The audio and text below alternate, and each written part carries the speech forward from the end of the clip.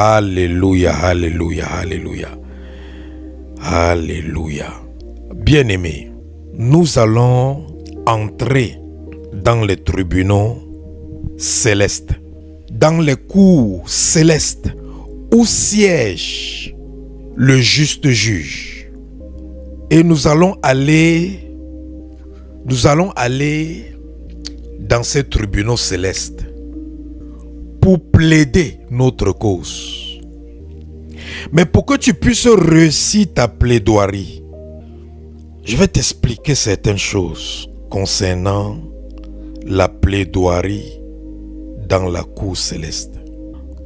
Bien-aimé, il faut que tu saches que dans la vie, il y a des problèmes que ton père ne peut pas résoudre pour toi, même s'il a la bonne volonté. Il y a des problèmes que ta mère ne peut pas résoudre pour toi, même si elle a de la bonne volonté. Il faut que tu saches que ton père est limité dans ce qu'il peut faire pour toi. Je parle de ton père biologique. Ta mère biologique est limitée dans ce qu'elle peut faire pour toi. Il y a des problèmes que ton pasteur ne peut pas résoudre. Il y a des problèmes que tes amis ne peuvent pas résoudre. Il y a des problèmes que ta famille ne peut pas résoudre pour toi. Ouais. Il y a des problèmes que tes amis intimes, tes meilleurs amis, malgré tout l'amour qu'ils ont, malgré toute la bonne volonté qu'ils ont, il y a des problèmes qu'ils ne peuvent pas résoudre pour toi. Il y a des situations que ils ne peuvent pas t'aider. C'est pour ça qu'en tant qu'enfant de Dieu, il faut que tu saches qu'il y a des problèmes que ton père ne peut pas résoudre. Ton père qui est dans les cieux, il y a des problèmes qu'il ne peut pas résoudre. Je vais m'expliquer. Je m'en vais quelque part. La parole de Dieu dit que celui qui nous a créés, qui est dans les cieux, c'est notre Père. Mais je vous dis que notre Père qui est dans les cieux, il y a des problèmes qu'il ne peut pas résoudre. C'est pour ça que si tu pries seulement le Père, si tu invoques seulement le Père dans ta vie, le Père ne va que faire ce qu'un Père peut faire. Mais ce qu'un Père ne peut pas faire, le Père ne pourra pas faire. Il y a trois niveaux de la prière. Le premier niveau de la prière, lorsque tu pries au Père qui est dans les cieux. Quand les disciples ont demandé à Jésus, apprends-nous à prier. Jésus a dit que quand vous priez, commencez par dire notre Père qui est dans les cieux. Ça, c'est la première dimension de prière. Ça, c'est le premier niveau de prière. Quand tu constates que tu as des difficultés dans ta vie, quand tu constates que les choses ne vont pas bien dans ta vie, tu appelles le Père. Lorsqu'un enfant a un problème, s'il a des bonnes relations avec son père, il va appeler son père, non? Pour essayer de demander à son père de l'aide. Ou bien pour essayer de demander à son père qu'est-ce qu'il en pense de ce problème. Donc quand tu as des problèmes, la première dimension de prière, c'est quand tu invoques le Père. Tu invoques ton papa, notre papa adoré qui est dans les cieux. Mais il faut que tu saches que ton papa ne peut que faire ce que papa peut faire. Ton papa ne peut pas tout faire. Ton papa est limité. Il y a des choses que ton père ne peut pas faire pour toi, que ta mère ne peut pas faire pour toi, mais que ton ami peut faire pour toi. Vrai ou faux? Il y a les choses que tes amis peuvent faire pour toi, mais que tes parents n'ont pas la capacité de faire bien qu'ils t'aiment. Jésus-Christ a dit que je vous appelle mes amis. Je vous appelle mes amis. Si vous faites la volonté de mon Père qui est dans les cieux. Donc, la deuxième dimension de prière, c'est la prière lorsque tu parles à ton ami. Tu pries ton ami. Tu pries Jésus ton ami. Tu pries Dieu ton ami. Ça, ce sont les prières de conversation. Quand tu t'assois, tu converses avec Dieu. Souvent, tu peux t'asseoir dans ta chambre. Tu parles avec Dieu. Seigneur, voici telle situation. Qu'est-ce que tu penses? Voici ce que je pense, Seigneur. Mais je suis aussi un peu confus. Je ne sais pas. Quelle est ta volonté, Seigneur, par rapport à ça? Cette situation, j'essaie de comprendre ce verset biblique. Quelle est la signification de ce verset biblique? Ça, tu es en train de faire la deuxième dimension de prière. Ça, c'est la prière avec ton ami. Quand le Saint-Esprit devient ton ami, quand Jésus devient ton ami, quand le Père, quand Dieu devient ton ami, ça c'est le deuxième niveau de prière. Donc, il y a maintenant, quand tu as certains problèmes, tu as causé avec le Père, tu invoques le Père, le problème n'a pas été résolu. Maintenant, tu invoques ton ami. Tu causes avec ton ami que depuis il y a ce blocage là, mais je ne sais pas pourquoi ça perdure. Il y a ce blocage là, il n'y a pas d'avancée, je ne sais pas pourquoi. Mais tu dois savoir que ton ami est aussi limité dans l'aide qu'il peut t'apporter. Il y a des choses que ton ami ne peut pas faire pour toi. C'est là maintenant que tu fais appel à une troisième personne. Quand tu as un problème, tu fais appel à un juge. Tu fais appel à qui? À un juge. C'est ce que nous faisons dans le commun des mortels. Mais nous ne savons pas que c'est la même chose. Nous ne savons pas que le commun des mortels est gravé sur le commun spirituel. Le commun des mortels, c'est la réflexion de ce qui se passe dans le monde spirituel. Dans le monde des humains dans lequel nous vivons. Tu peux avoir un problème. Tu demandes à ton père de t'aider à résoudre le problème. Supposons peut-être quelqu'un a arraché ta chose. Ok? Quelqu'un a confisqué ta chose. Quelqu'un confisque ta chose. Tu peux aller voir ton père.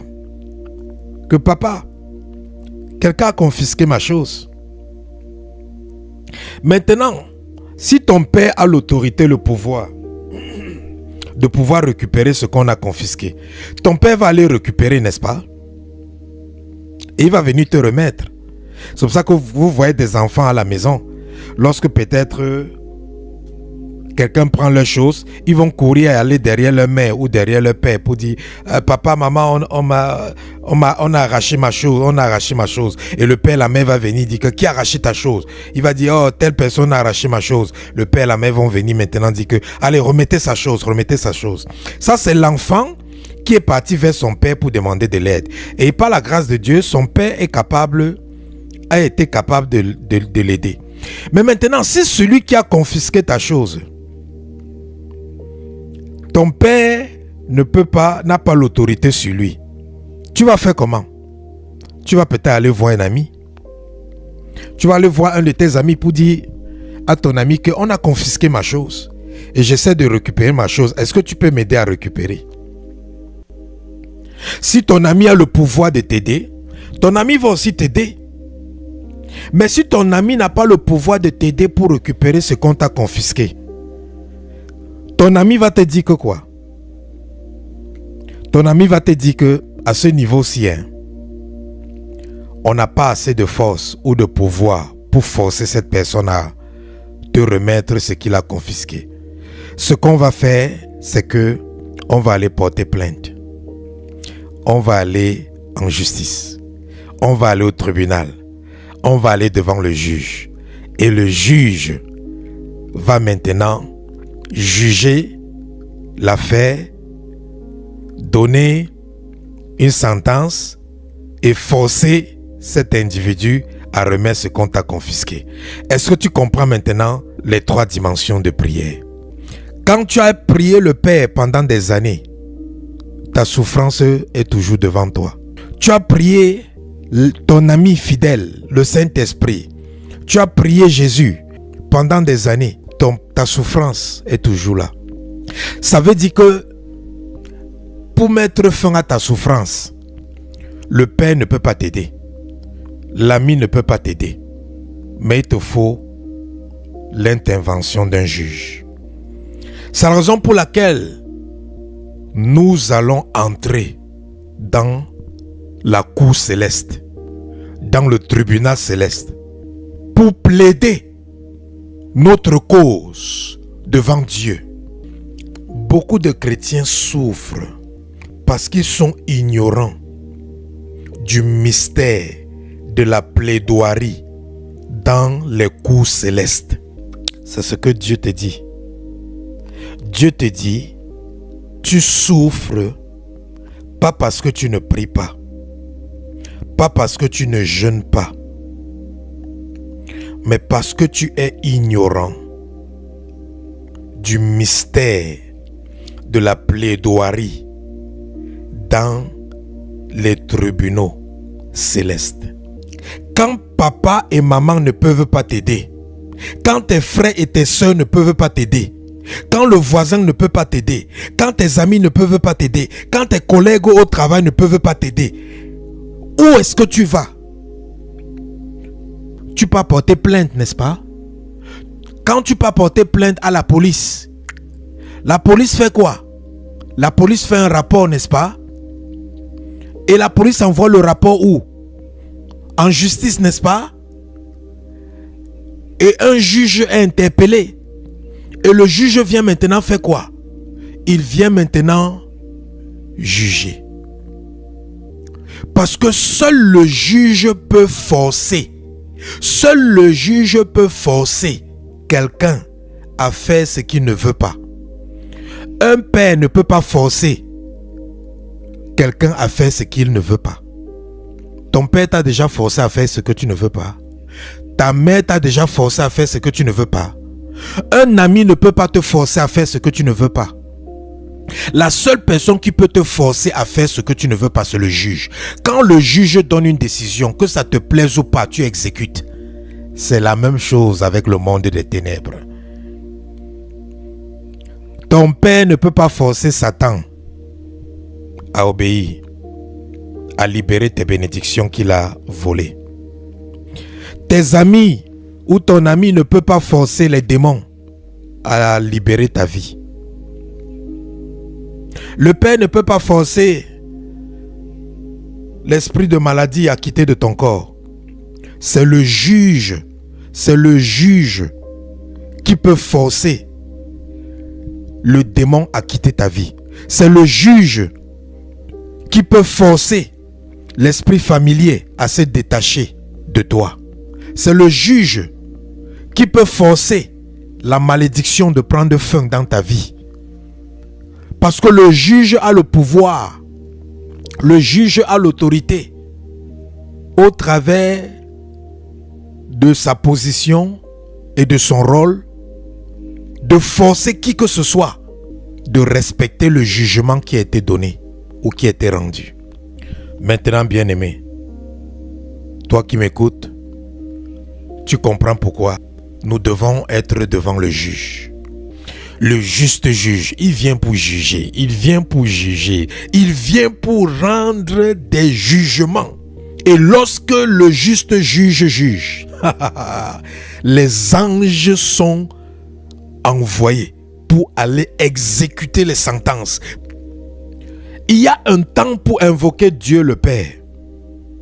Il y a un temps pour invoquer Dieu le Sauveur au travers de Jésus.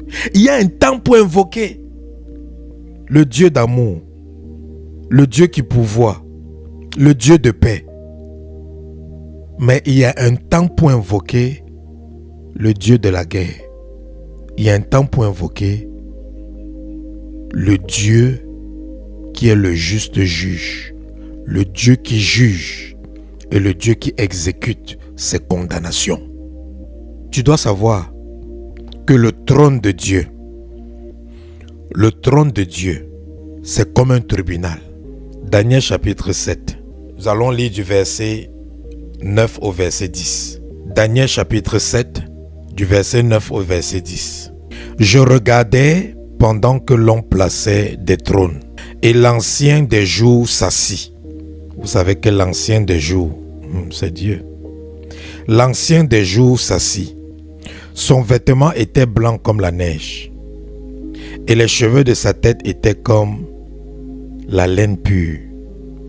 Son trône était comme des flammes de feu, et les roues comme un feu ardent. Un fleuve de feu coulait et sortait de lui. 1000 milliers le servaient, et 10 000 millions se tenaient en sa présence. Les juges et les livres furent ouverts. Les juges et les livres furent ouverts.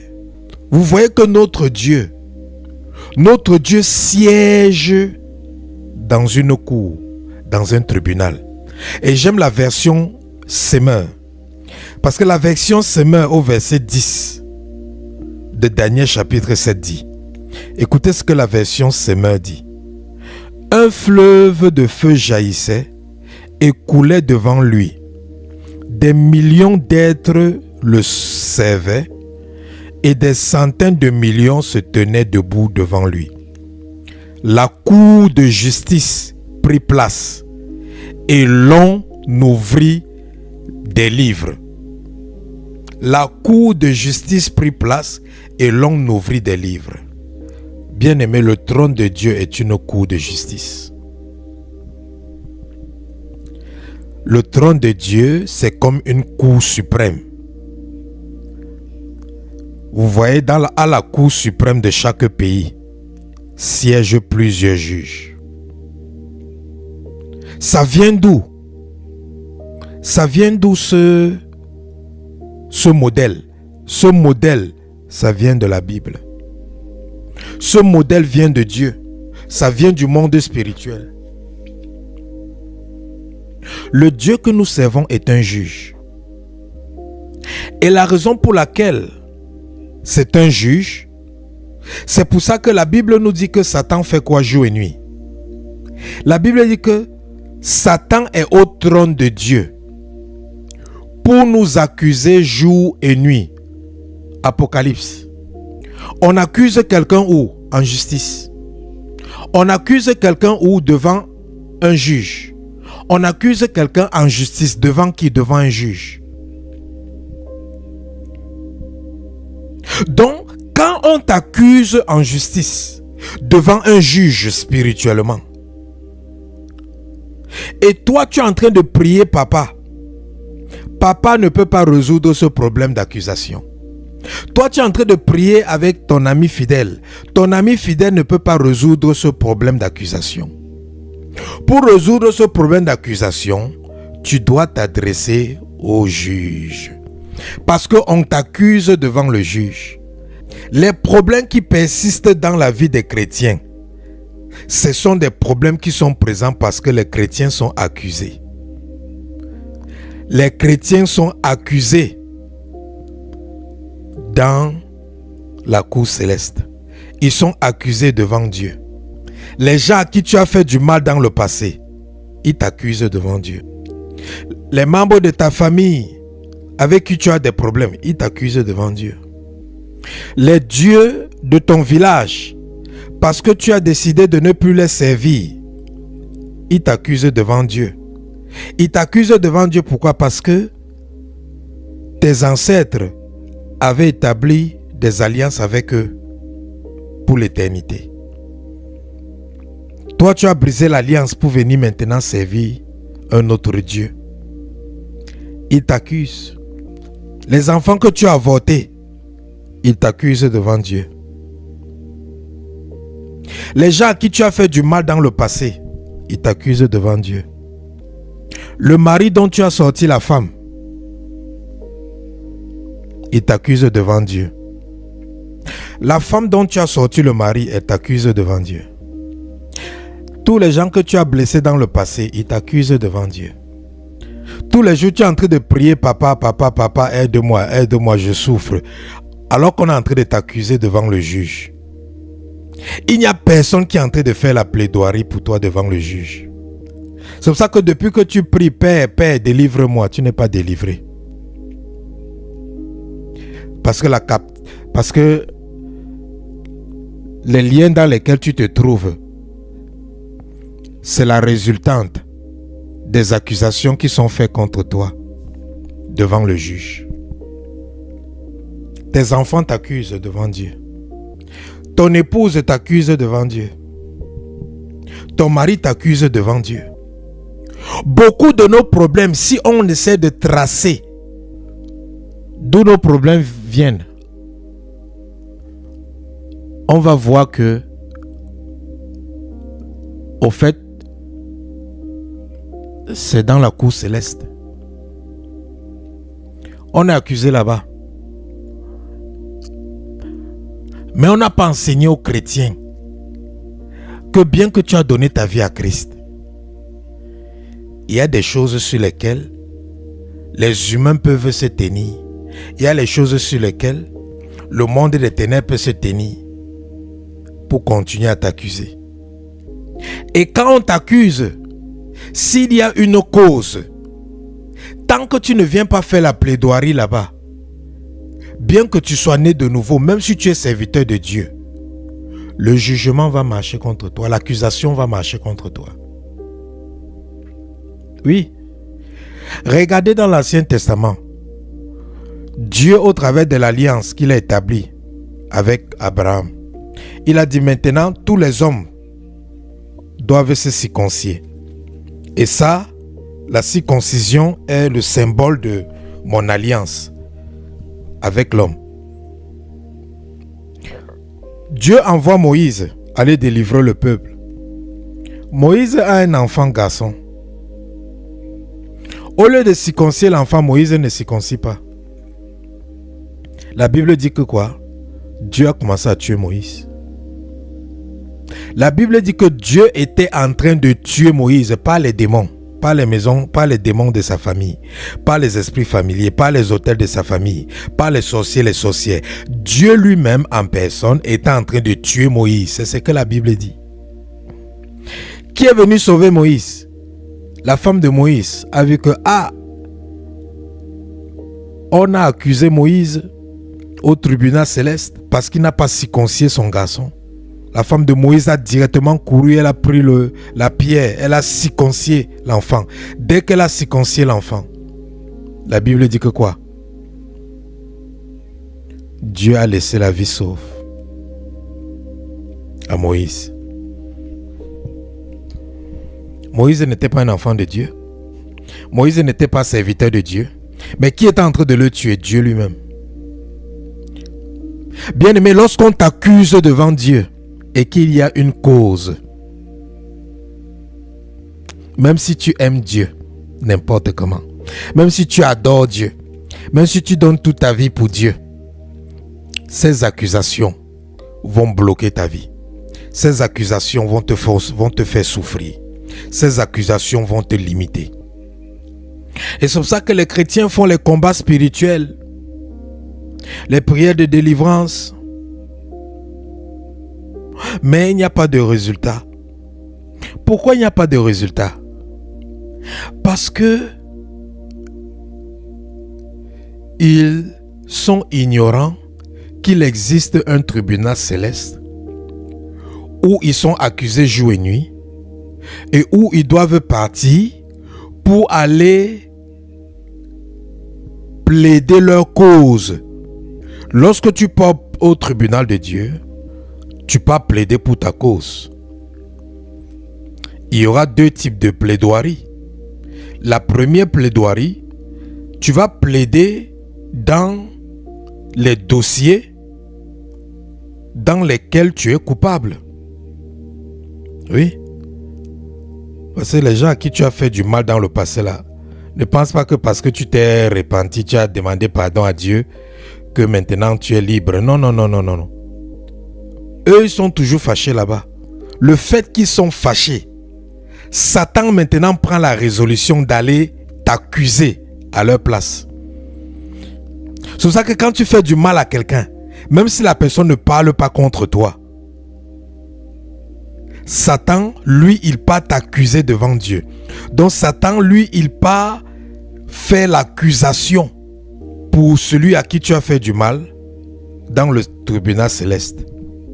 Donc c'est pour ça que lorsque tu pars dans la cour céleste pour faire la plaidoirie, la première plaidoirie, c'est pour les dossiers où tu es coupable. Parce qu'il y a plein de dossiers où nous sommes coupables. Soit tu es coupable par tes actions personnelles, soit tu es coupable par ton appartenance à une lignée familiale ou par tes origines familiales. Parce que de par nos origines familiales ou de par nos actions personnelles, nous sommes impliqués dans plusieurs accusations et des accusations qui sont légitimes, des accusations qui sont fondées, des accusations qui sont vraies, vérifiables. Donc lorsque nous partons dans la cour céleste ou dans le tribunal céleste, nous partons là-bas d'abord pour plaider notre cause. Donc ça, c'est la première plaidoirie. C'est la première plaidoirie. Ensuite, il y a la deuxième plaidoirie.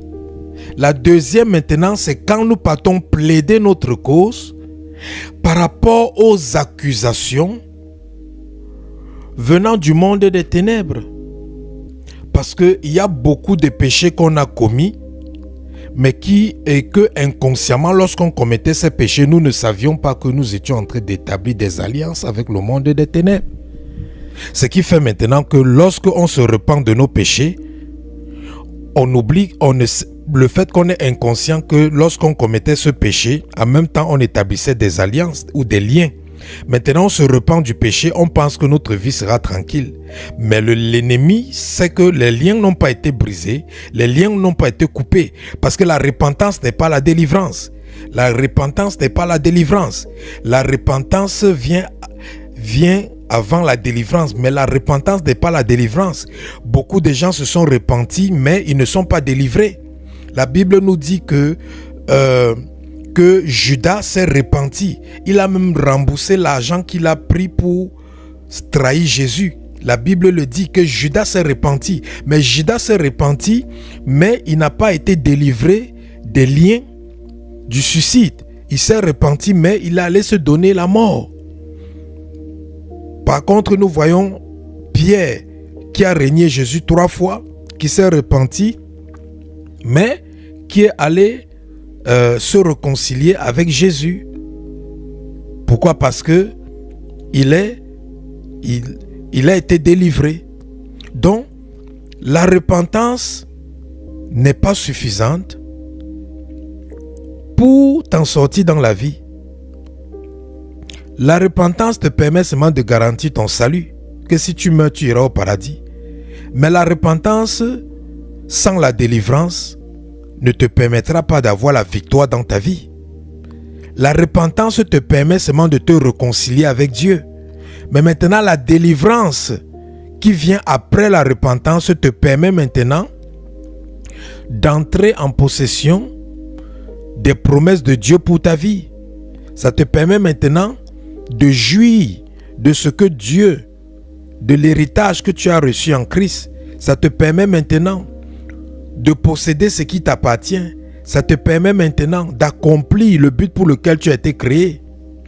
Mais si tu t'es seulement repenti, mais tu n'étais pas délivré, bien-aimé, tu auras le salut, tu seras sauvé, mais tu seras lié comme le pauvre Lazare. Le pauvre Lazare est mort, il est allé au ciel. La Bible dit qu'il était dans le bosom d'Abraham. Le riche est mort, il est allé au séjour des morts. Pardon. Il est allé au séjour des morts. Le pauvre Lazare, à cause du manque de délivrance, il a vécu toute sa vie comme un mendiant. Et qui sait, sûrement même, c'est la famine qui lui a tué. Mais, parce qu'il s'était repenti, il vivait dans la repentance, il est mort, il est allé au ciel. Mais de son vivant sur terre, à cause du manque de délivrance, il n'a pas pu accomplir quoi que ce soit. Parce que personne d'entre vous ne peut me dire que le pauvre Lazare a accompli le but de sa vie avant de mourir. Vous ne pouvez pas me dire que Dieu l'a créé pour être un mendiant toute sa vie et que c'était ça le but de sa vie. Non, c'était pas ça le but de sa vie. Donc, c'est la raison pour laquelle il faut comprendre que lorsque tu as commis certains péchés, il y a les liens qui se sont établis. Je vais prendre un autre exemple. Quand tu commets des péchés, comme peut-être l'impudicité. Quand tu commets l'impudicité, toi tu ne sais pas que tu viens d'établir un lien d'âme avec l'homme ou la femme avec qui tu as commis l'impudicité.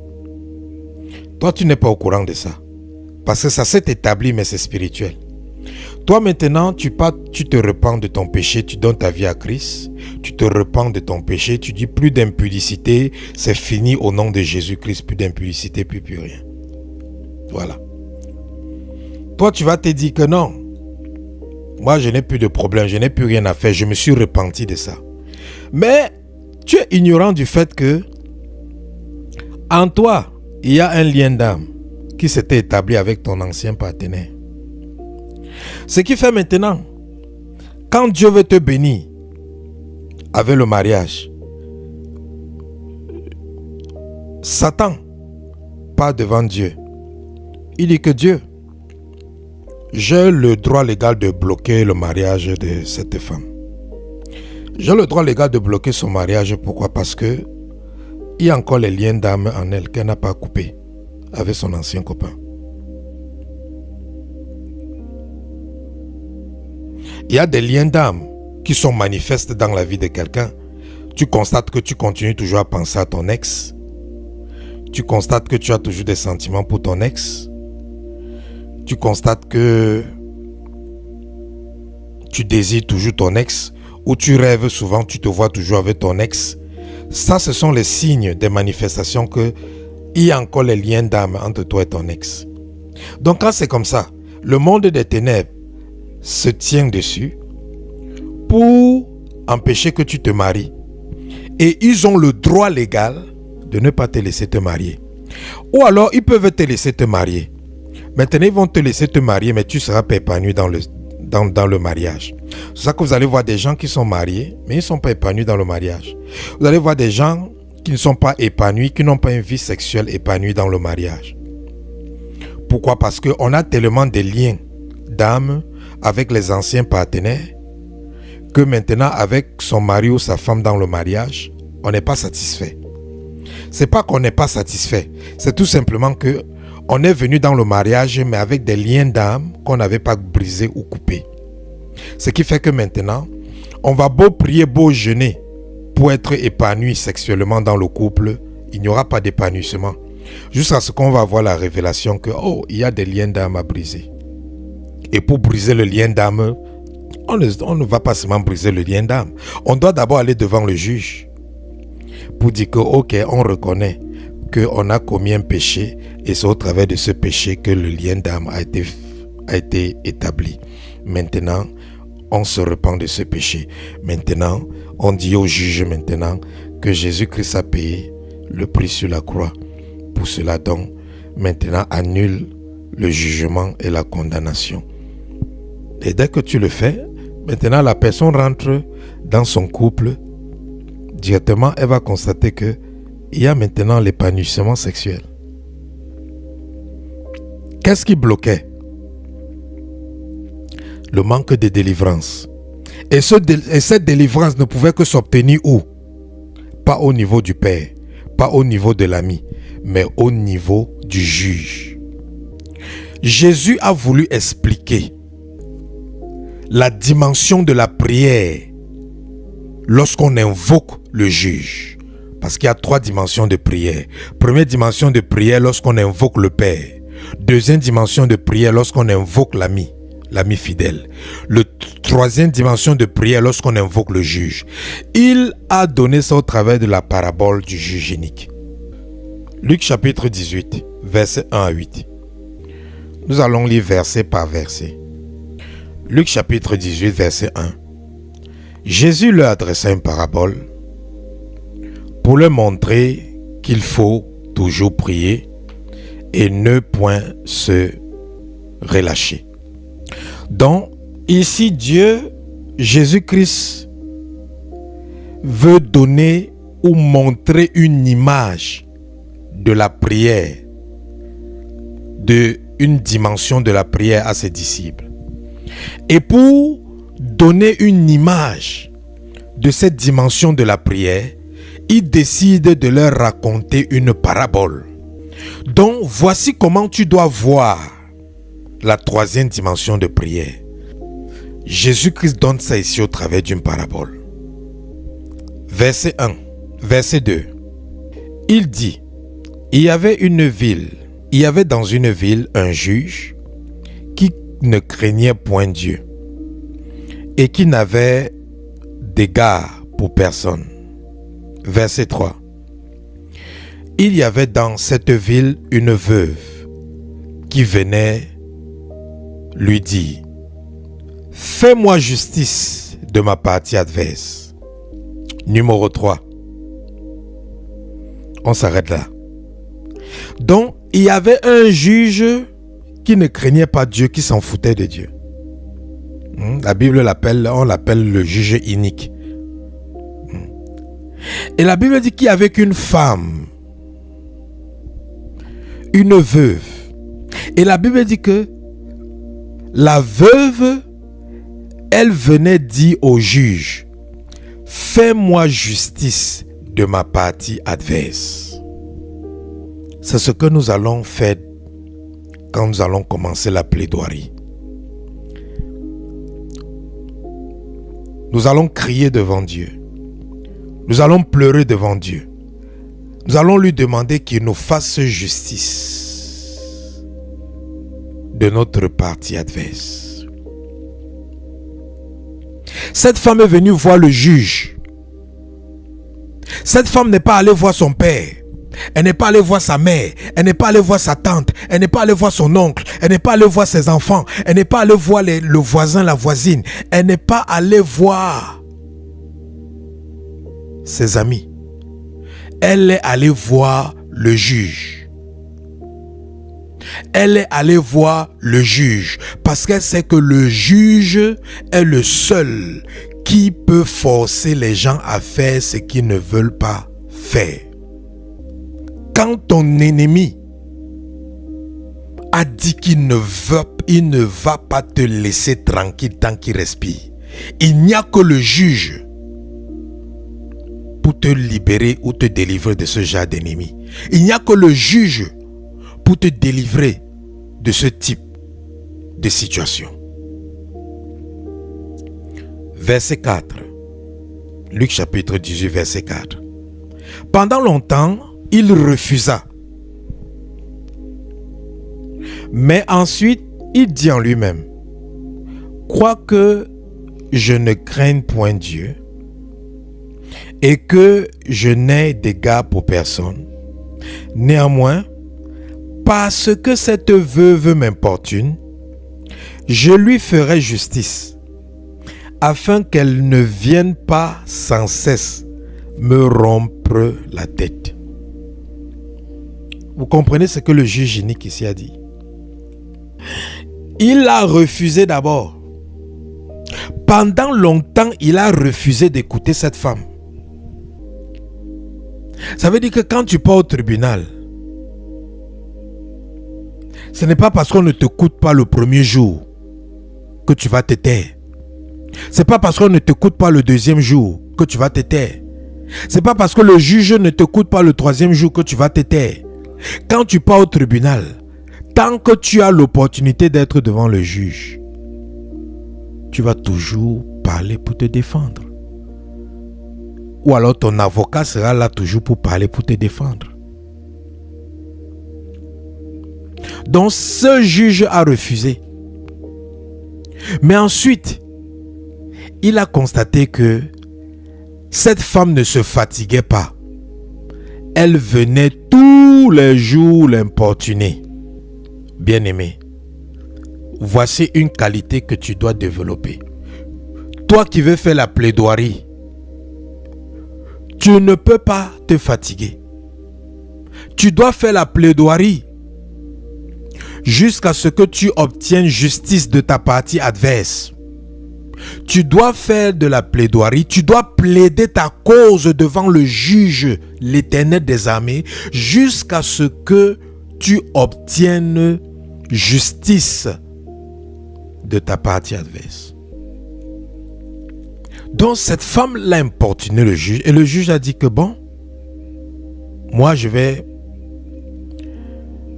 comme je ne veux plus que cette femme vienne me déranger, je lui ferai justice. Cette femme, le juge, au verset 4 de Luc chapitre 18, lui dit que je lui ferai justice. Le juge n'a pas fait justice à cette femme parce qu'elle avait raison. Le juge a fait justice à cette femme parce qu'elle l'importunait.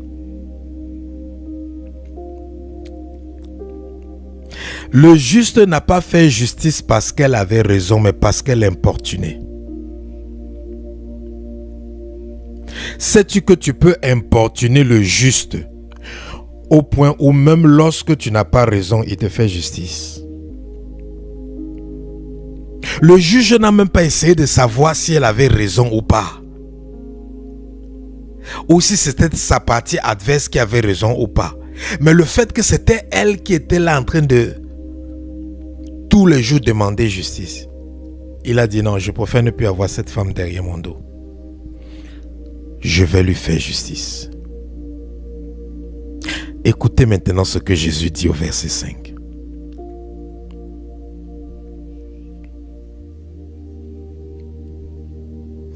Au verset 6, à partir du verset 6 plutôt. Jésus dit, le Seigneur ajouta, entendez ce que dit le juge inique. Et Dieu ne fera-t-il pas justice à ses élus qui crient à lui jour et nuit? Ne tardera-t-il à leur égard? Vous comprenez ce que Jésus dit? Jésus dit qu'il est impossible pour un élu de crier à Dieu jour et nuit sans que Dieu leur rende justice. Jésus-Christ nous dit au verset 7 ici que Dieu ne peut pas tarder, que c'est impossible pour Dieu de tarder.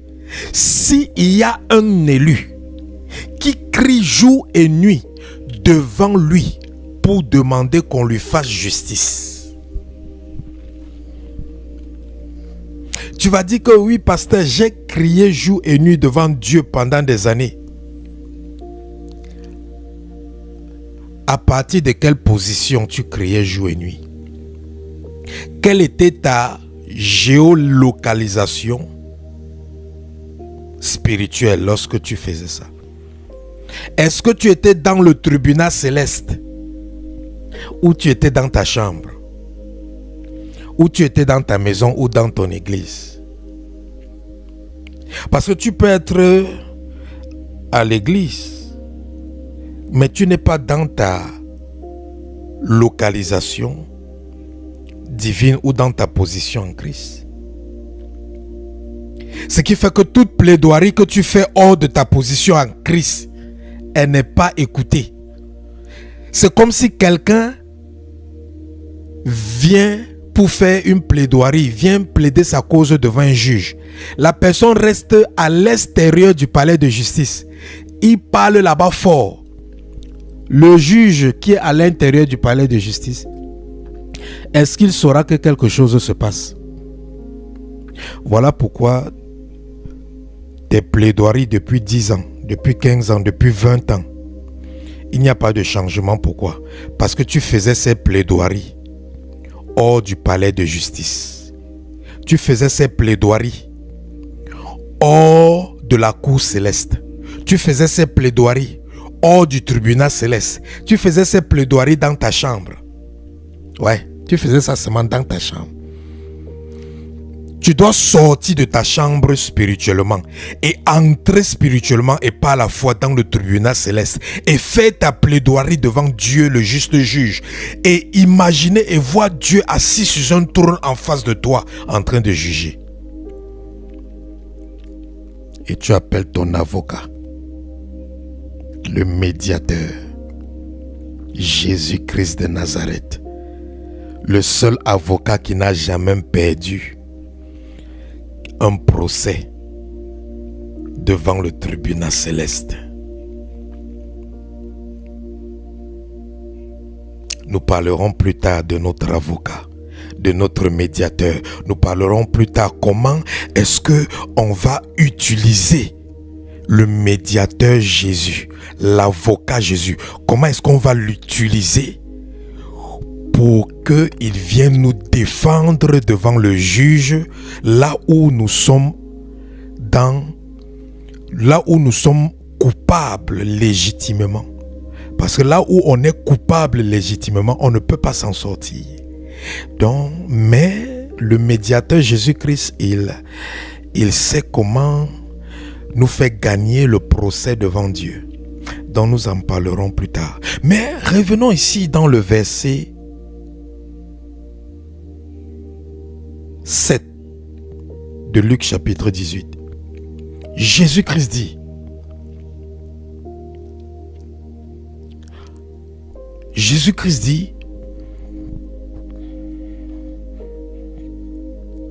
Dieu ne fera-t-il pas justice à ses élus qui crient à lui jour et nuit, et tardera-t-il à leur égard? Verset 8. Ça, c'est l'une des fois où Jésus pose une question et il répond lui-même. Faites attention lorsque Jésus pose une question et lui-même il répond. Jésus a posé la question et lui-même il a répondu. Donc quand Jésus pose une question et il répond, faites attention. Il vient de poser la question au verset 7. Dieu ne fera-t-il pas justice à ses élus qui crient à lui jour et nuit, et tardera-t-il à leur égard? Verset 8. Jésus-Christ lui-même répond à la question qu'il a posée. Je vous le dis,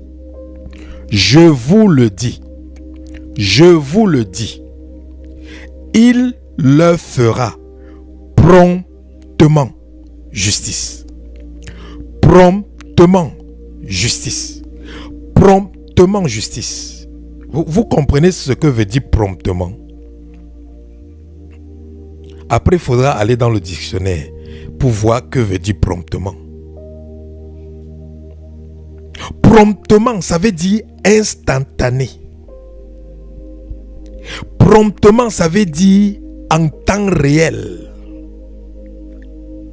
Promptement, ça veut dire maintenant. Là.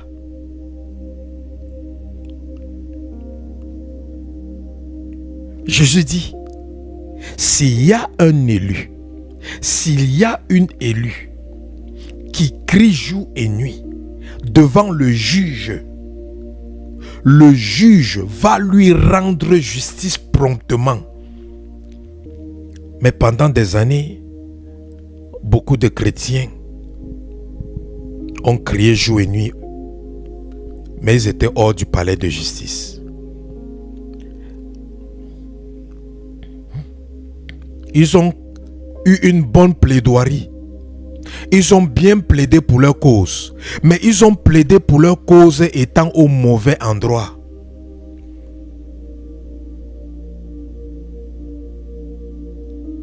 Ils ont plaidé pour leur cause, mais devant la mauvaise personne. Quand tu viens plaider ta cause, tu n'invoques pas le Père. Quand tu viens plaider ta cause, tu n'invoques pas le Fils ou le Sauveur. Quand tu viens plaider ta cause, tu n'invoques pas l'ami fidèle, le Saint-Esprit. Quand tu viens plaider ta cause, tu invoques le juste juge. On plaide sa cause dans le palais de justice et devant le juge, pas devant le Père.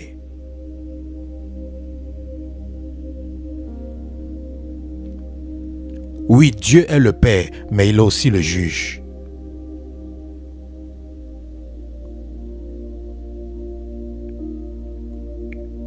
Ne demande pas au Père de faire ce que le juge est habilité à faire. Et ne demande pas au Père de faire ce qu'il n'est pas habilité à faire. Parce que le Père ne peut que agir dans son rôle. Il a ses obligations. Et le juge a aussi son rôle et ses obligations.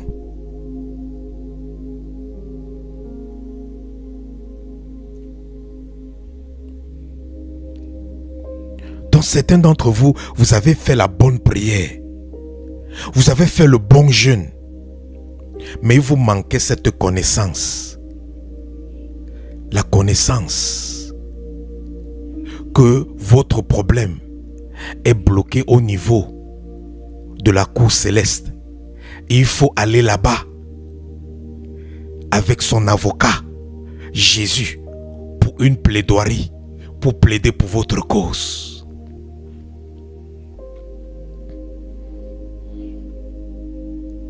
Maintenant que tu as compris,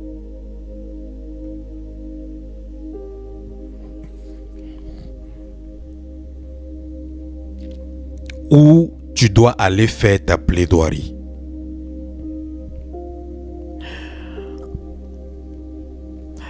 Et quand je dis que tu peux faire ta plaidoirie dans le tribunal céleste, ça veut dire que quand tu vas commencer à prier, tu vas prier en t'imaginant que tu es dans un tribunal céleste et que Dieu le juste juge est en face de toi, il est en train de te juger. Tu dois déclarer par la foi que maintenant, par la foi en Christ, j'entre dans le tribunal céleste. Quand tu déclares ça spirituellement, tu as changé le realm où tu te trouves. Spirituellement, tu as changé ta localisation spirituelle. Physiquement, tu ne vas rien voir. Mais si tes yeux spirituels sont ouverts, tu vas voir que tu n'es plus. Tu te trouves devant un trône. Et il y a des gens qui sont en train de t'accuser. Et Dieu est devant toi. Mais si tes yeux spirituels ne sont pas ouverts, tu ne vas pas voir ça. Mais il faut que tu crois que c'est ce qui est en train de se passer.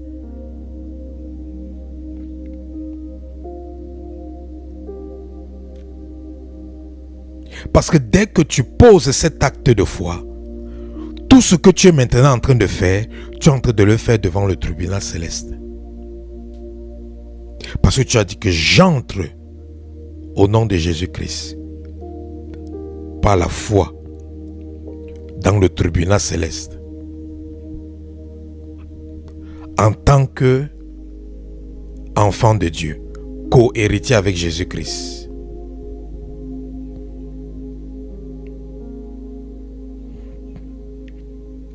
En tant qu'une personne qui repose sur l'œuvre accomplie de Christ à la croix.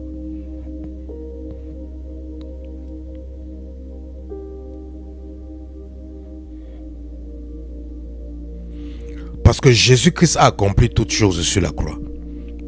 Lorsqu'il a baissé sa tête dans Jean chapitre 19 en disant « Tout est accompli », il a tout accompli. Il a tout accompli.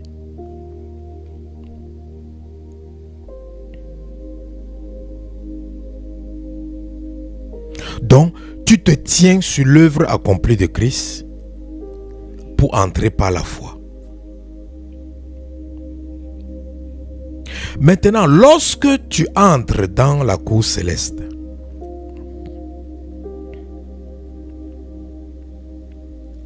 quand tu entres dans la cour céleste, il y a deux accusations, deux catégories d'accusations contre toi. Il y a la première catégorie qui sont les accusations légitimes. C'est-à-dire, tu es accusé parce que tu as fait du mal aux gens ou tu as fait ce qui n'était pas bien. Donc, tu reconnais que tu n'as pas bien fait.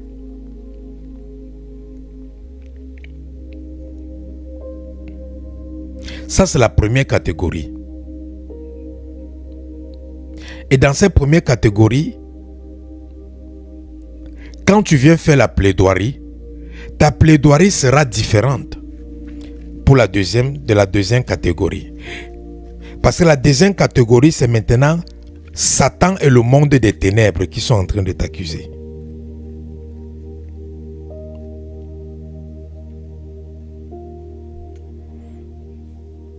Ça, c'est la deuxième catégorie.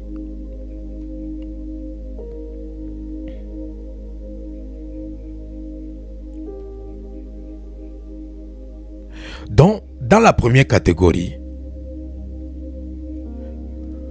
tu viens à Dieu. Tu viens devant le juge. Et tu dis au juge que tu reconnais que tu es coupable.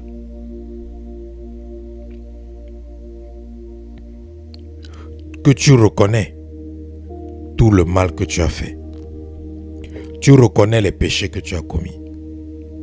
Tu reconnais les rébellions que tu as effectuées.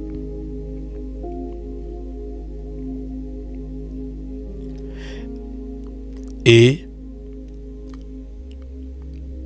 tu utilises quel instrument? L'instrument de la repentance. Donc l'instrument de la repentance, c'est ce que tu utilises pour faire ta plaidoirie pour la première catégorie d'accusations, qui sont les accusations qui sont légitimes. Donc les accusations dont tu es coupable.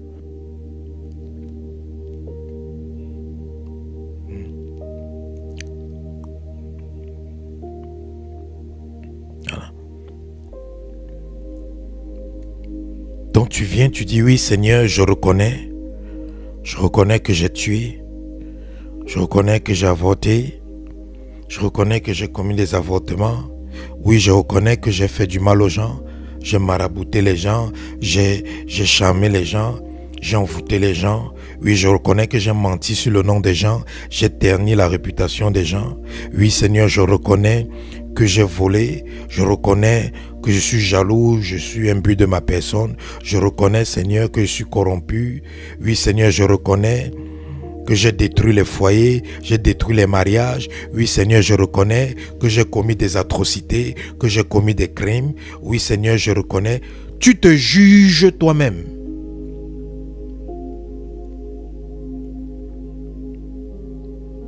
Parce que la Bible dit que quand quelqu'un se juge lui-même, on ne peut plus le juger. Même le juge ne peut plus le juger. Parce qu'il s'est déjà jugé. Tu te juges toi-même.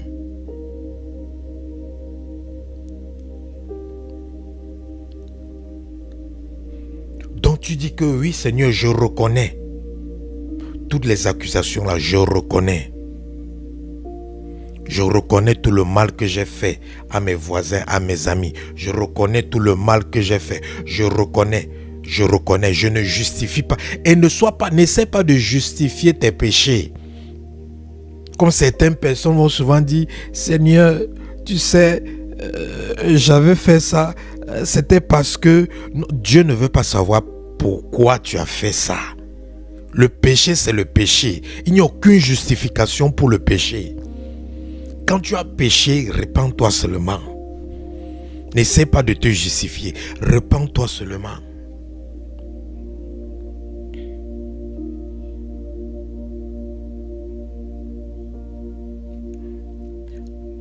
Donc la première plaidoirie, c'est la repentance. Seigneur, pardonne. Pardonne ma lignée familiale. Pardonne. Pardonne mes ancêtres. Ce sont eux qui ont invité les esprits là dans la famille. Ce sont eux qui ont invité les idoles dans la famille. Pardonne Seigneur. Pardonne-nous. Donc, quand tu fais la plaidoirie de cette manière,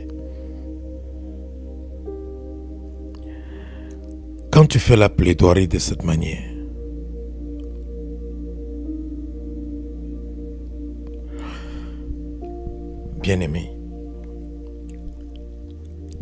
c'est là où tu fais intervenir le médiateur. La Bible nous dit qu'il y a un seul médiateur. La Bible dit qu'il y a un seul médiateur. Et ce médiateur, c'est qui? C'est Jésus. En dehors de Jésus, il n'y a pas d'autre médiateur.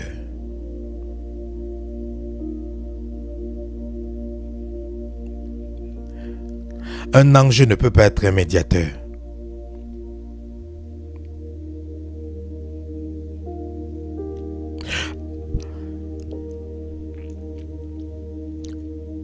Un pasteur ne peut pas être un médiateur. Un serviteur de Dieu ne peut pas être un médiateur devant le juge pour toi.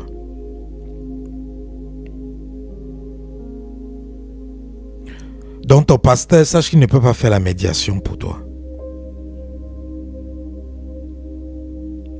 Même s'il fait la médiation, il perd son temps. Parce qu'il n'est pas habilité à le faire.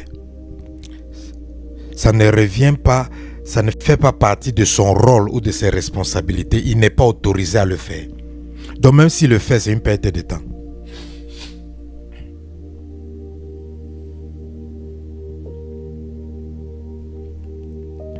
Le seul médiateur que nous avons, c'est Jésus-Christ.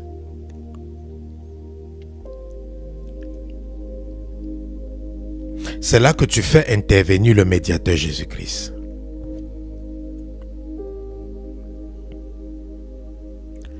Quand tu fais intervenir le médiateur Jésus-Christ, le médiateur Jésus-Christ va dire au juge que juge, il est coupable, elle est coupable. Mais moi et lui, nous avons échangé nos vies.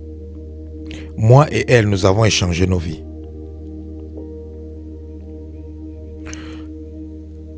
Elle m'a donné sa vie. Et moi, je lui ai donné ma vie. Donc, le châtiment qu'elle méritait, juge, ça doit tomber sur moi et non plus sur elle. Parce que beaucoup de gens ne comprennent pas la notion de donner sa vie à Christ. Que veut dire donner ta vie à Christ? Les gens disent que, ah non, donner ma vie à Christ, c'est seulement que Jésus-Christ soit mon sauveur. Non, non, non, non. Donner ta vie à Christ, c'est un échange. C'est donner sa vie à Christ, ça veut dire que quoi? Ça veut dire que toi et Jésus, vous vous remplacez. Tu remplaces Jésus dans sa position et Jésus te remplace dans ta position. C'est ça, donner sa vie à Christ. C'est pour ça que tu ne peux pas dire que tu as donné ta vie à Christ et tu continues à vivre comme tu veux. Ça veut dire que tu n'as pas donné ta vie à Christ. Quand tu donnes ta vie à Christ, tu reçois la vie de Christ. Et Christ reçoit ta vie. Et il part avec ta vie sur la croix. C'est pour ça que tous les châtiments, toutes les condamnations que tu es supposé subir, Jésus lui subit ça à la croix pour toi là-bas. Donc tu ne peux pas dire que je donne ma vie à Christ, mais je fais encore ce que je veux. Je donne ma vie à Christ, mais je vis encore comme je veux. Je donne ma vie à Christ, mais je fais encore ce qui me plaît. Je vis encore selon mes préférences, selon mes goûts, selon mes pensées, selon mes désirs. C'est que tu n'as pas encore donné ta vie à Christ. C'est que va encore de nouveau donner ta vie à Christ. Parce que quand tu donnes ta vie à Christ, Christ prend ta vie sur lui. Et il te donne sa vie. Et Christ ne peut pas t'avoir donné sa vie. Mais la manière que tu vis ne reflète pas sa vie, lui, Jésus. Pose-toi la question. Est-ce que la manière que je vis reflète la vie de Jésus? Est-ce que la manière que je vis reflète la vie de Jésus?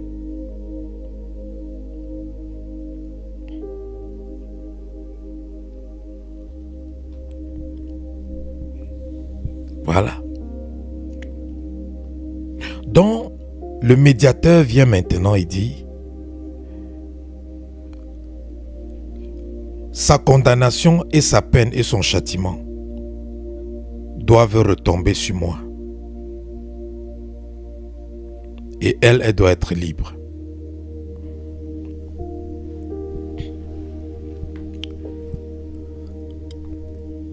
Et c'est là où tu fais intervenir le sang de Jésus.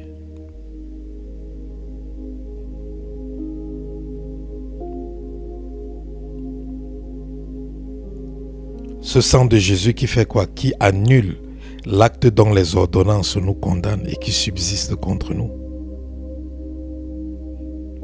C'est là que tu fais entrer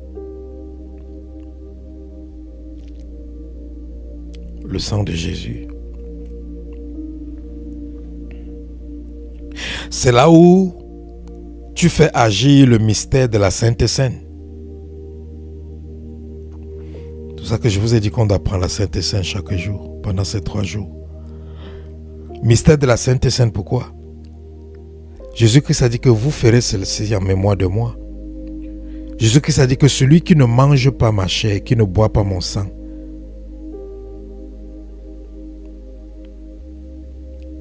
il n'a point de vie en moi.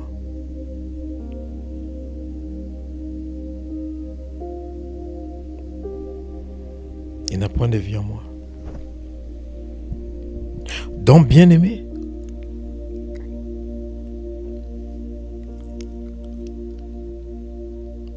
c'est là où, en faisant intervenir Jésus, en faisant intervenir le sang de l'agneau, tu rappelles au juge que tu ne dois plus purger la peine de ces fautes que tu avais commises, parce que maintenant c'est Jésus-Christ qui doit purger ça à ta place.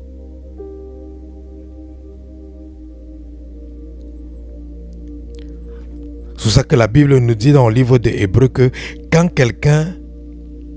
un enfant de Dieu décide de vivre hors de la volonté de Dieu, il est encore en train de recrucifier Jésus.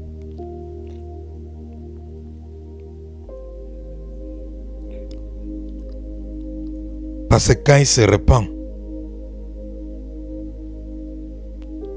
il recrucifie Jésus.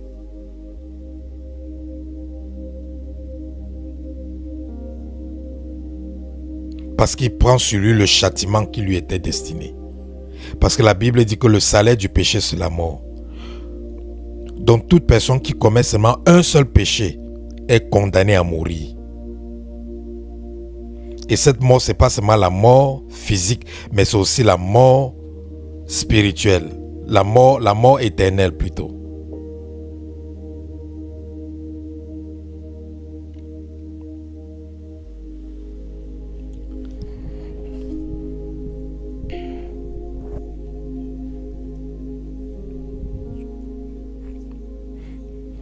Donc,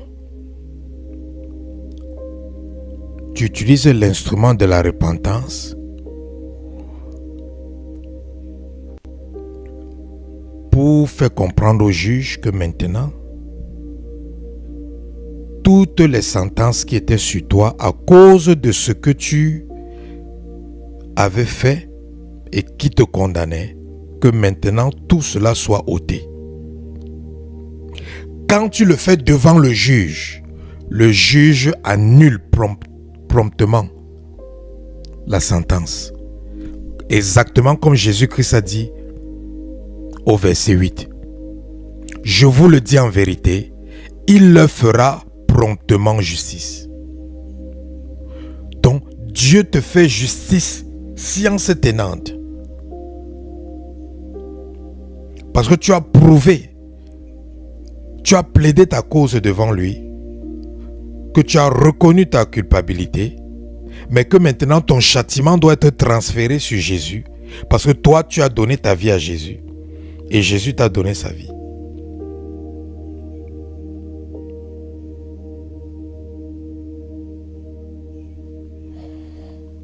Donc ça, c'est la première catégorie de plaidoirie. La deuxième catégorie de plaidoirie, c'est maintenant quand le monde des ténèbres t'accuse.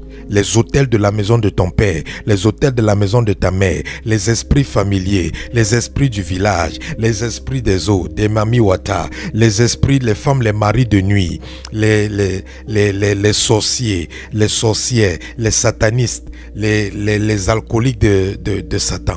Lorsque tous ces gens sont en train de t'accuser, il t'accuse devant le juge. Et à cause de ces accusations, ce que tu es supposé jouir est bloqué.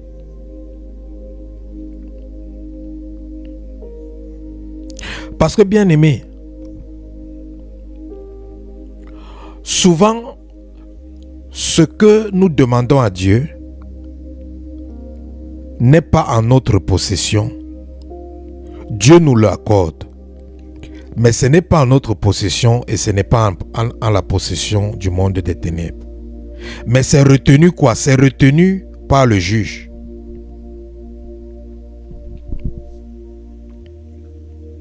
Parce que quand il y a un contentieux par rapport, supposons qu'il y a un contentieux peut-être par rapport à un terrain. C'est-à-dire deux personnes se discutent un terrain. Lorsqu'ils partent en justice, même si ça prend 10 ans à la justice pour délibérer, personne n'a le droit d'exploiter ce terrain, vrai ou faux? Personne n'a le droit d'exploiter le terrain. Pourquoi? Parce que le terrain fait objet d'une dispute. Le terrain fait objet d'un contentieux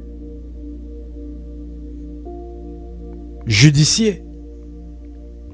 Donc, le terrain là, personne ne peut mettre ça en valeur. Personne ne peut utiliser ça jusqu'à ce que le juge décide à qui ça va appartenir.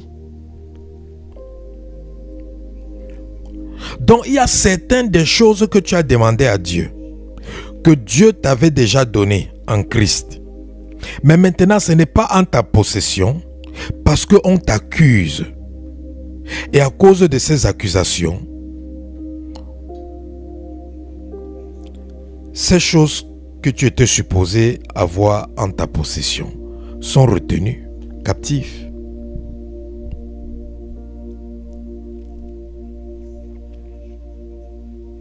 Voilà. Donc maintenant, quand tu viens maintenant faire ta plaidoirie, parce que tu es accusé par le monde des ténèbres,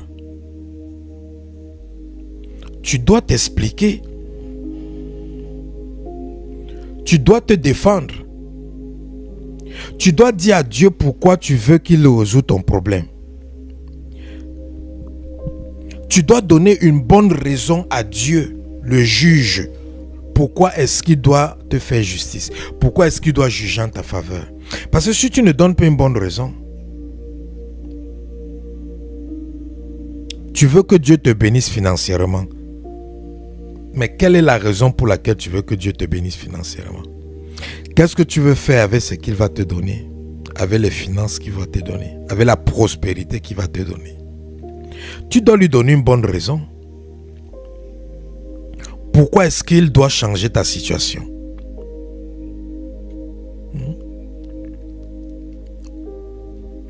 Tu peux dire, Seigneur, change ma situation.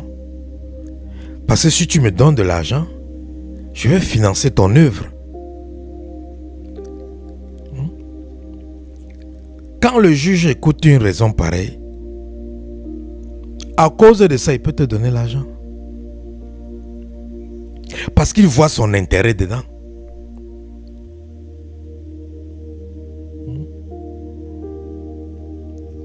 Quelqu'un peut dire, regarde comment je souffre, Seigneur. Je suis la honte, la rusée de tous. Bénis-moi aussi. Pour que ceux qui ne te connaissent pas puissent voir qu'il y a quand même une différence entre moi et eux. Et qu'ils puissent voir que j'ai ce qu'ils n'ont pas. Afin qu'ils puissent aussi accepter de venir aussi me rejoindre dans la foi chrétienne. Ça peut amener le juge à te faire justice parce qu'il voit son intérêt dedans.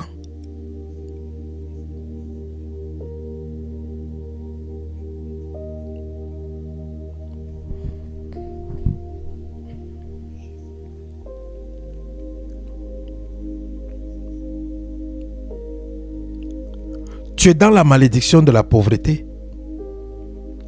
Et Satan est là, devant le juge. Il doit être pauvre. c'est le décret pour toute sa famille. Et ça a toujours été comme ça. Telle personne dans sa famille, selon les archives, telle personne dans sa famille avait posé cet acte. Et cet acte l'a rendu coupable.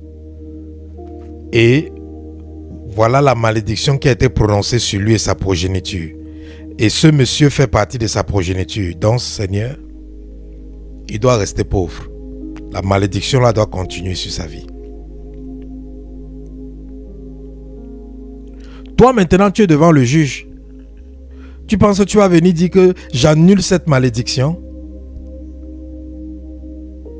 Tu penses que tu vas venir dire que cette malédiction ne me concerne pas? Je n'étais pas là quand mon ancêtre faisait ce qu'il a fait. Ma vie n'a rien à y voir avec lui. Quand tu pars à l'hôpital, tu as le diabète. Mais ça, la première question que le docteur te pose, c'est que il y a aussi les cas de diabète dans ta famille. Quand tu pars à l'hôpital, tu as certaines maladies. Pourquoi le docteur te pose la question sur ta famille? C'est toi qui as accepté d'hériter le code génétique de ta famille. C'est toi qui as accepté d'hériter l'ADN de ta famille. C'est toi qui as accepté d'hériter les caractéristiques de ta famille. Mais c'est dans ta vie, non? Que tu le veuilles ou pas. C'est la même chose avec ces malédictions. Tu ne penses pas que tu seras devant le juge, tu vas dire que non. Monsieur le juge, moi je n'étais pas là quand la malédiction là a pris naissance. Hein. Et je ne connais même pas celui qui a posé l'acte là. Je sais que on est en train de me dire que c'est un de mes ancêtres, mais je n'ai rien à foutre avec vous. Non, non, non, non. Tu es coupable. Tu es coupable parce que ton ancêtre là, la malédiction s'était prononcée pas seulement sur lui, c'était prononcé sur lui et sur toute sa progéniture. Regardez quand Géasi a désobéi à Élisée en allant prendre les cadeaux de l'amant. Quand Géasi est revenu, le prophète, sous l'influence de Dieu, a prononcé la malédiction sur Géasi. Il n'a pas seulement prononcé la malédiction sur Géasi, il a dit que toute personne qui sortira de ta maison. Donc il a maudit Géasi et toute sa progéniture.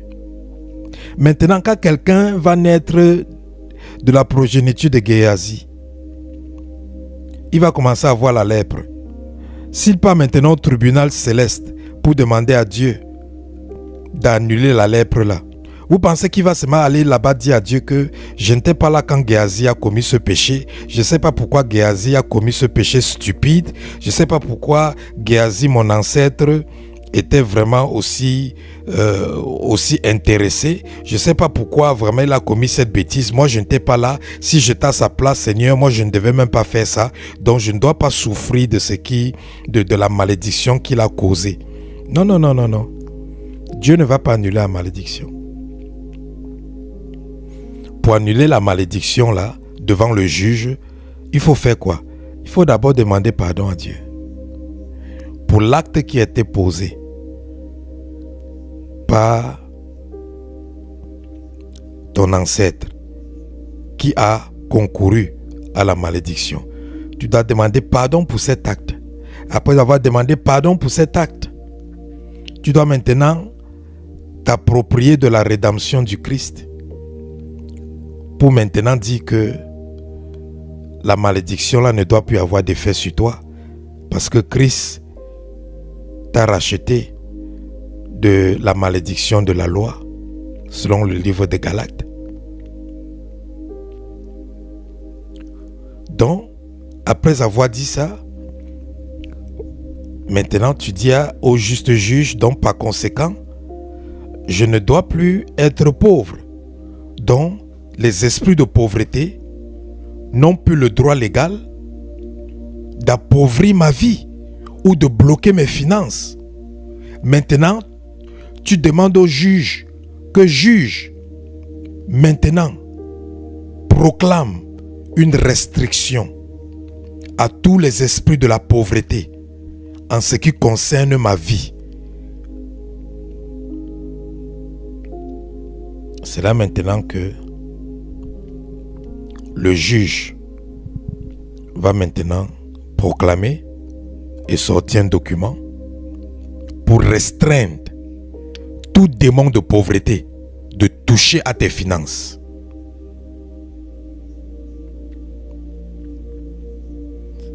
Et voilà maintenant, tout ce que tu vas commencer à faire va commencer à prospérer maintenant. Donc, ce que je vous raconte là, c'est ce qui se passe lorsqu'on est en train de prier. C'est ce qui va se passer lorsqu'on va commencer à prier, à plaider devant le tribunal de Dieu. C'est ça qui va se passer. Toute la scène que je viens de vous raconter, c'est ça qui se passe. Quand tu dis au nom de Jésus, je brise les malédictions, tu penses que c'est toi qui brises les malédictions. Tu ne brises rien.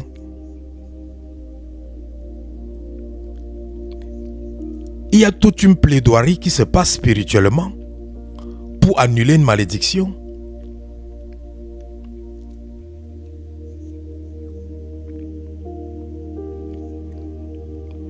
Donc pendant que nous allons prier, bien-aimés,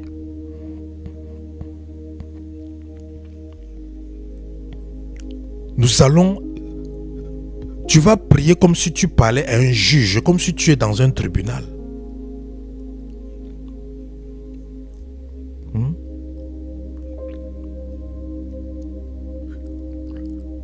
Comme quelqu'un qui prie pour ses finances va dire, Seigneur, je paie ma dîme. Et tu as dit que celui qui paie la dîme, selon Malachie, voici la récompense qu'il aura. Les portes des églises des cieux seront toujours ouverts au-dessus de sa vie. Et que ses greniers seront toujours remplis et en abondance. Mais Seigneur, je paie ma dîme. Mais je souffre toujours financièrement. Cette promesse ne se réalise pas. Ce n'est pas parce que la promesse de Dieu est fausse. Cette promesse ne se réalise pas parce que on t'a accusé avec quelque chose devant le juge. Donc maintenant, tu dois dire au juge que non. Mes finances doivent maintenant prospérer.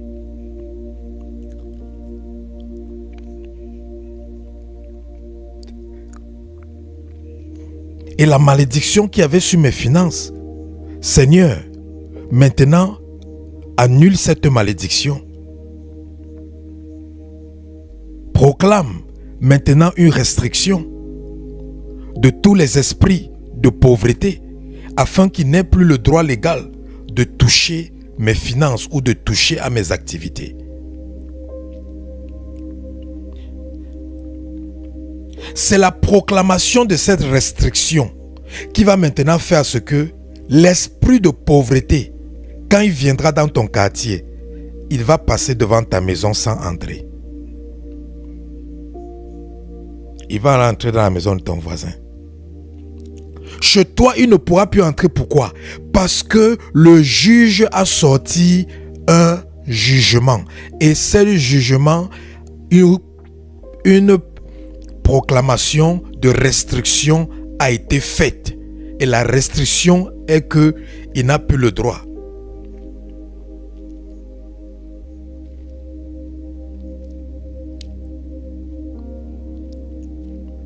Une femme avait écouté ce genre d'enseignement sur la plaidoirie devant le juge dans les lieux célestes. Elle allait faire ça chez elle. Le lendemain, son mari, qui avait quitté depuis des années, qu'il avait abandonné avec les enfants depuis des années, l'a appelé. Le lendemain, après qu'elle ait fait la prière dans la cour céleste, son mari l'a appelé pour lui dire que je ne sais même pas ce qui m'est arrivé. Je ne sais même pas ce qui s'était passé. Est-ce que je peux encore revenir? Elle a dit, il n'y a pas de problème, reviens.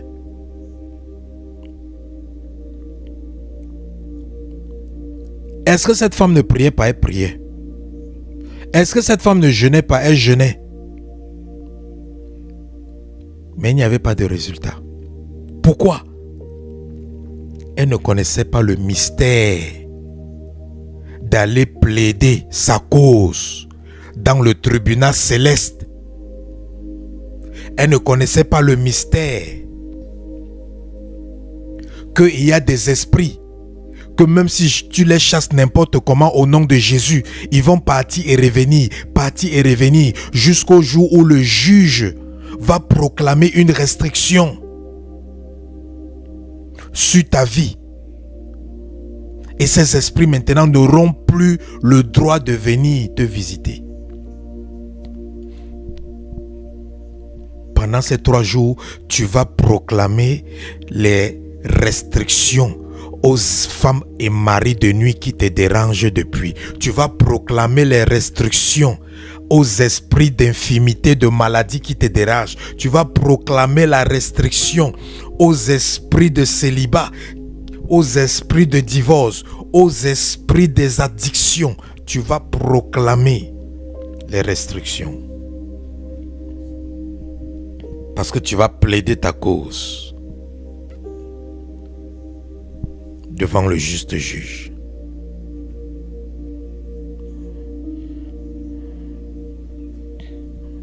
Oui, bien-aimé.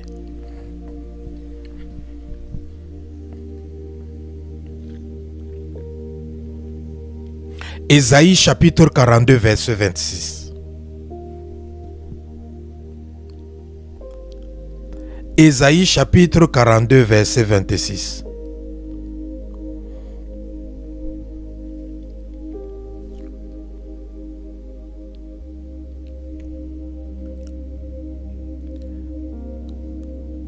Ésaïe chapitre 42, verset 26.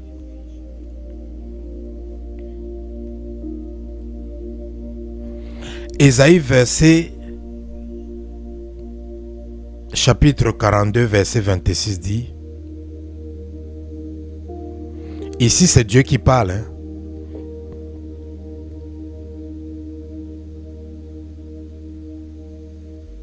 Ici dans Ésaïe, c'est Dieu qui parle. Réveille ma mémoire. Plaidons ensemble. Parle toi-même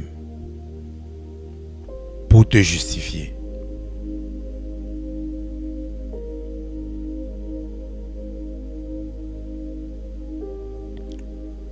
Dieu dit que réveille ma mémoire. Plaidons ensemble. Plaidons ensemble.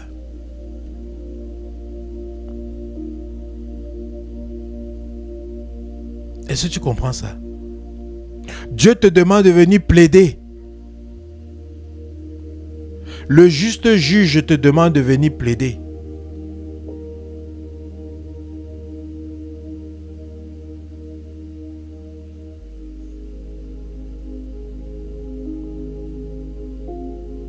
Il te demande de venir te justifier. Il te demande de venir justifier la raison pour laquelle tu veux qu'il mette fin à tes souffrances. Que tu viennes justifier la raison pour laquelle tu veux qu'il te permette de te marier. Que tu viennes justifier la raison pour laquelle il doit te donner ce miracle. Que tu viennes justifier la raison pour laquelle il doit te délivrer. Que tu viennes justifier la raison pour laquelle il doit te bénir. Il dit que plaidons ensemble. Plaidons ensemble.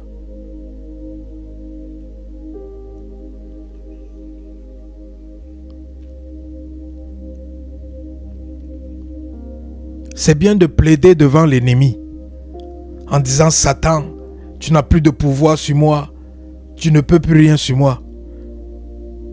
Mais si tu fais tous ces plaidoiries devant l'ennemi et que Satan, lui, il est là-bas en train de t'accuser devant le juge, et toi tu n'es pas allé faire la plaidoirie devant le juge, tu vois que tu perds ton temps.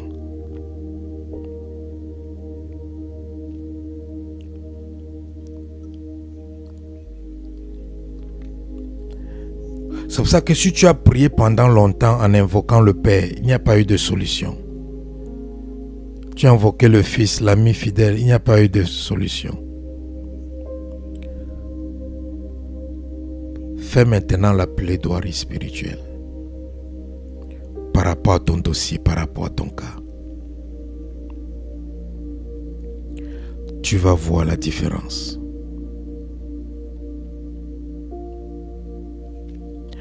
Et c'est ce que nous allons faire pendant ces 3 jours. Ensemble, nous allons plaider nos causes afin que l'Éternel des armées nous rende ou nous fasse justice.